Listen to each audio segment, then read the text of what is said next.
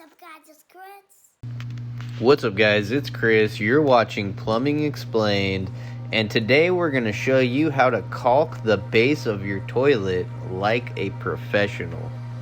So I prefer to use these little tubes of caulking instead of the big caulking guns. What I'll do is I'll cut the tip at like an angle, and then I just basically move around the base of the outside of the toilet, forcing, kind of pouring it out, or forcing the caulking out into the joint. And then I come back in with a tile sponge. That's the key to this, guys, is the tile sponge.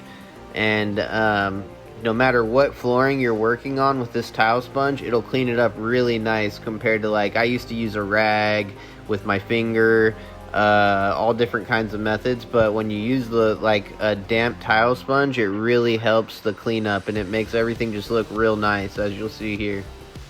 I'll take the tile sponge and I'll cut it in half. That way you get some different edges to work with on the tile sponge, because the tile sponges are kind of like a roundish beveled, they're like roundish and they're beveled. So when you cut them, you get more like edges on them that you can help use to like push caulking up into tight joints like I do here on these toilets. So I basically just use the toilet to keep rinsing the sponge out and flushing the toilet while I'm cleaning the caulk seal up with the sponge, and it makes it look really nice. I mean, you'll be surprised how much nicer your caulking looks when you're using a tile sponge instead of a rag and your finger. Believe me, it's crazy. But you want to make sure that your sponge isn't carrying any water, so you always want to wring the sponge out so that the sponge needs to be just barely damp. You don't want it holding any water. So if it's like dripping wet, that's not good. It should just be barely like damp to the touch. And you're also going to want to keep a flathead or Phillips screwdriver or something by, so that you can kind of help push the caulking out of the grout joints. Sometimes the sponge will just kind of skip right over some of the deeper joints, and you'll need to clean those out with like a flathead, Phillips, or like I use that big DeWalt blade. I'll use that, or my pocket knife or something like that, to help clean out the grout joints. Like you'll see here on the right side of this toilet, that closest to us, there's like that grout joint right there, and that bothers me, seeing that like little clump of caulking right there. So I'm going to come in and clean it with a razor blade. See, it's exactly what I just did right there, and now it's gone.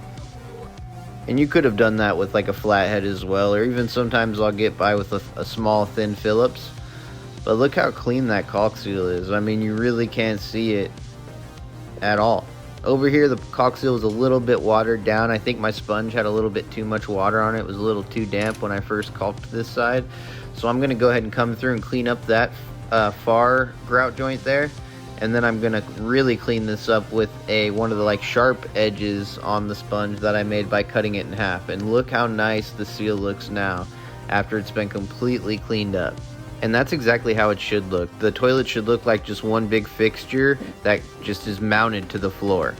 Alright guys, make sure you're subscribed, leave a comment, and like the video. Take care. Drain being a pain, the brown won't go down. Time to deploy Uncle Elroy. He's got the longest snake around. Need to clear your pipes without any gripes. Old Uncle Elroy's the guy for the job. He's getting shit done without being a slob. So give the man a like and go and hit subscribe. It's gonna save you money, save you time. He'll teach you how to plumb and won't charge a dime.